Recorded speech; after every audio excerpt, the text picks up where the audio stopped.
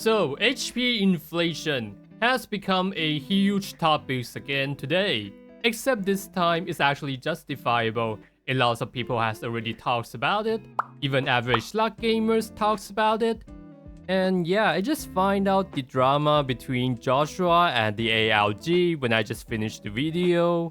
And my take is, he's intentionally misinterpreted and misunderstand what ALG is saying, and debate and disagree on things that doesn't really matters. And as for the clown contest, he's now parading his victory with this photoshopped like-dislike ratio. I'm pretty impressed with the creativities that he got with his thumbnail. I guess it takes some levels of delusion to nail it. But my response to Sane is basically this: if a man said it's going to rain every day, is he wise when it finally rains? Or is he just pushing a narrative and grasping at the one time he wasn't wrong? Like, come on, we all know that it's gonna happen, but not when you called it out back then. So there you go, that's my response to pretty much all the dramas. I don't think I have to make another videos to cover those. And let's get continue. And when I compare my score in the current season and the previous season, I got lower score in this season than the last season, but my placement is higher, so it's definitely inflated. I wish I could get the accurate number on where 60,000 score would lie, cause that would be a better matrix to actually gauge is it too hard or not. If there are more than 670% that could get 9 star, then I think the game is still totally fine. So I'm using this Yixuan, Qingyi and the Astra team. To fight this Miasma Priest, I got about 34k. I could see myself ramp up to about 35-36k, but that would be it. The number that I got from exactly the same team back when Miasma Priest just released it, I got 43k at the time. So there's definitely no defense about the HP inflation. It's definitely happening at a pretty concerning pace. And the thing with how HP inflation happened in the Zenless Zone Zero, it is creeping up a little by little. It doesn't actually happen abruptly. But I do think that the rate of HP inflation isn't the main cause, the main contributor of why Zenless Zone Zero is getting harder recently. And I think it has always been the stage design.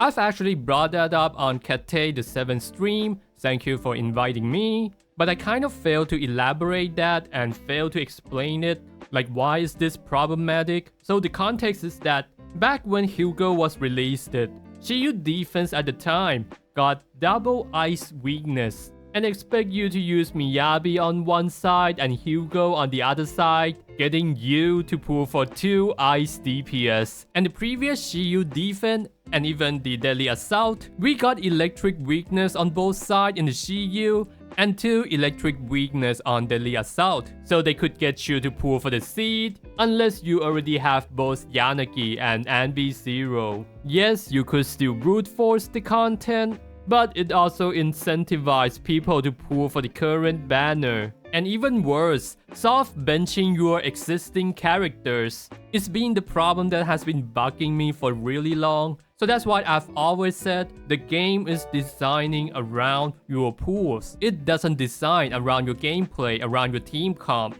And that somehow largely limited the amounts of the team, and it's gonna effectively bench a loss of agent in your roster. Cause I think most of the player wouldn't wanna put 2 DPS with the same attribute, cause you wanna expand your attribute coverage. And this kind of stage design mitigate that directly. And I think the best examples would be Jane Doe. And for the longest time, Jane Doe haven't seen the light until the release of Alice. Cause both of them share the same attribute, like duh. So it doesn't even reward the variety of your roster. So I'm totally against normalizing having the same weakness on both sides of the Shiyu, or same weakness on different boss in the Deadly Assault, cause that takes away the value of the existing characters that you own. And it's definitely a bad feeling when you couldn't use your favorite waifu because of the limitation like this. And having different weakness on each boss, or different weakness in different side of the Shiyu,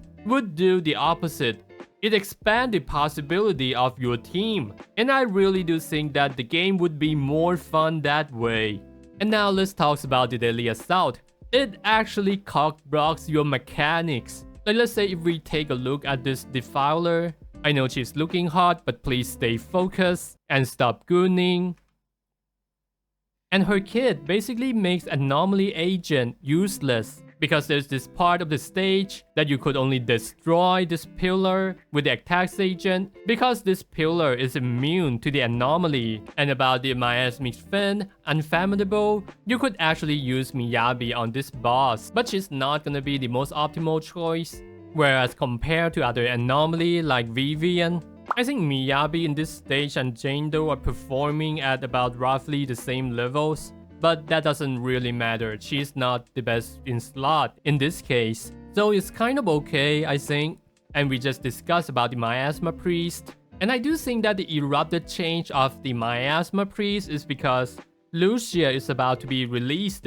They gotta make the boss harder to incentivize you to pull for Lucia. Ishren would probably have a rerun with the Lucia, because if that's not the case, it wouldn't make sense for them from the monetizing perspective. So basically the bottom line is, if you're not performing as good as the previous Shiyu or the previous Deadly Assault, it's probably not because of your skill issue. It's because of how they designed the stage for you to pull for current banner. And even let's say if you get a total of 6 stars in the Deadly Assault, or you could only manage to clear the Shiyu 11, you're not losing that much of Polychrome. And in my opinion, it is 100% not worth it to spend 90 or maybe 180 pools just to get yourself clear the endgame content, especially they're gonna be power creep at some point.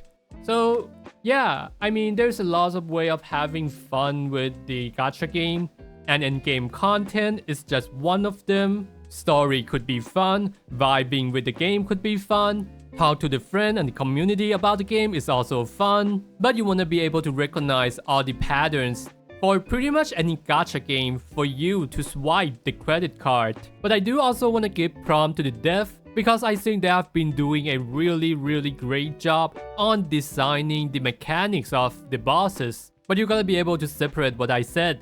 The design to restrict a certain team to be available for this boss, it sucks.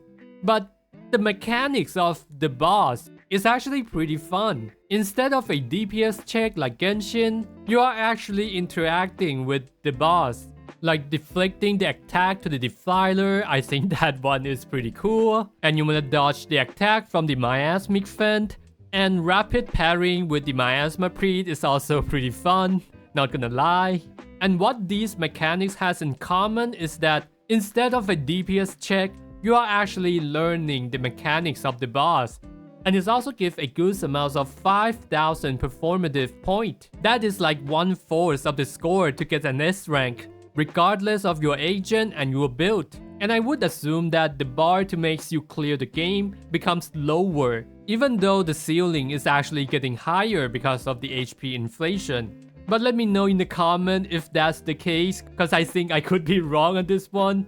Now I got my opinions out and where I stand, and I haven't looked into this Average Lux Gamer's video yet, and he has always been a pretty chill person and pretty level-headed person in the community, and definitely not delusional like someone. A pretty base guy. So let's see what he said.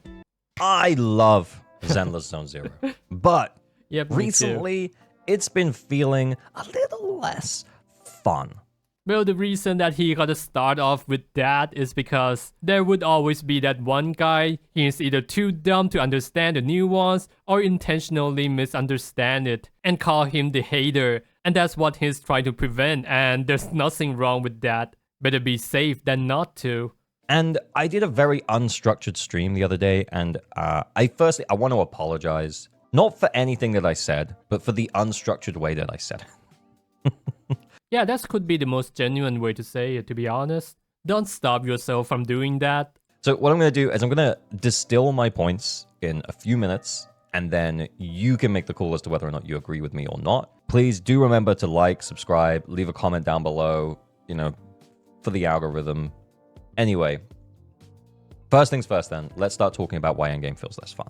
So endgame currently feels less fun because it's harder and harder to play the way that you want to play. And part of the cause of this is HP inflation. That's fair. So this graph here is showing the HP. I want to say that the boss in itself is fun, but the variety of the team, yes, he's totally right on that. From where it was and when Deadly Assault started back in 1.4 all the way up to now. And you can see it started under 200 million, like 190 million-ish Damn, HP. 30%. It's now over 330 million HP. So it's a pretty big increase. And pushing the Over HP up like this 50% is making the increase. game a little harder each time it happens. And it's a little bit difficult sometimes to call it out when this is happening. And we have been saying for a little while that, it's something that we need to keep an eye on. And I think now it's reached a tipping point where it's like, okay, this is definitely a pretty big problem now. Yeah, I agree with that. And the way they tested it is actually pretty sneaky. They're just kind of like creeping it little by little. So it's actually unnoticeable when you don't do the comparison.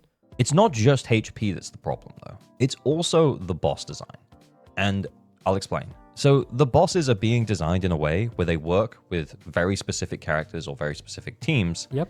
And what this is doing is it's limiting player creativity, flexibility, and expression by meaning that you have to run certain teams into certain bosses. Can't agree more with that. Now, stay with me here, because right now, at 330 million total HP, I think the Defiler specifically has like 99 million HP, and you can still brute force the Defiler with anomaly teams. Oh. However, the boss does not exist in isolation without the context of this history. And I wonder how much does it take to brute force it, especially the pillar part. the history here is telling us that the HP is going to go up on that boss, and it's going to go up on Fiend, and it's going to go up on Priest, and it's going to go up on Dead End Butcher. And that means that as that boss HP goes higher, it gets harder and harder for players to express creativity and to play the game the way that they want to play it. Yeah, game dev gotta chill this out, man. Not everybody is a hardcore. Even though players are not obligated to clear the endgame content, but these calculated difficulties, it would definitely insinuate some people to pull for the current banner because of this feeling of unable to complete it. And you definitely want to pull for waifu and definitely not for the meta. And it forces us to use the specific teams that the game wants us to use against these bosses, which for me feels less fun. It also becomes a much steeper learning curve for people coming in, and it's going to become harder for players to pull all of the characters they need for these teams, potentially. And I've been seeing a lot of that in the Genshin. I don't really play a lot of Honkai Star Rail anymore, but in Genshin endgame content, I mean the Spiral Abyss, if you know what it is, they designed the endgame content that is favorable for the regional character. Like if you're not pulling for the characters in the 5.0, you would have like much harder time to clear the endgame content because only new characters has those new mechanics, and I hated that. And I hope that Zenless Zone Zero wouldn't have that in the future. Eventually, especially if the HP continues to go up, then the idea of normalizing 2 or 3 limited S ranks per team will be something that happens. And that's where I am about the whole thing. So what I'm going to do is I'm going to share with you here what I'm going to send on the feedback survey, and I'm going to do it right after I've recorded this. You can open the game, you can go in, you can leave feedback at any time, and I'm going to go in and I'm going to send this, and I'm going to leave it pinned down below, and you can do what you want. But I'm going to read it out. HP inflation has been aggressive recently. It's happening too fast. There's a necessity for it in gacha games, but it needs to slow down in ZZZ because it is limiting creativity and team building and making the endgame feel less fun. I understand that the current rate of HP inflation is to turn low spenders into dolphins and dolphins into whales. However, we will likely lose many players that can't or don't want to invest any more real money from the speed of HP increase. And yeah, it would definitely grieve some player out, and that is the kind of pressure that they want to push. I don't think they don't understand this issue, and I think the pressure for the player to pull for the new characters that they applied it is strategically calculated. They have all the numbers of how many people clears the endgame, how many people clears the CU, and they adjust the difficulties based off that. So if there are too many accounts that could clear the CU or the Deadly Assault, they would definitely make it harder. And when there are less people who clears it, they would just take a step back. That's what I would do if I'm the gaming company. If the amount of HP inflation is lessened, more players are more likely to stay, resulting in longer term players and overall higher returns. Yeah, and I think this is a really professional way to put it. And if there are enough feedback like this getting sent, I could see the possibility that they would actually make change on this. I feel like talking about money might just get through. I want to echo what I said at the start. I love this game. I want it to get better. I want to carry on playing it. And portions of the player base might very well think this is just skill issue. I think both me and ALG, when we talk about this issue, we are not talking about the difficulties. We are talking about the variety of the team. And those limitations that they apply to the game, it doesn't make the game fun. It doesn't add anything to the game, aside from incentivizing you to pull for the current banner. Except the numbers are going up, the direction is clear, and we could all end up playing the same teams against whatever bosses they design for those teams. And that's that just the sounds recipe way of less disaster, fun. man. ZZZ is a skill-based game that rewarded player expression and skill. And I feel like that could go away. I think a lot of people coming into this game expecting this, but everything is kind of like controlled and you could only use this certain team. That sucks. Yeah, I think I would send one of those feedback to the Center Zone Zero, just in case they could actually make the change. Stay out of FOMO and spend responsibly. And see ya, guys.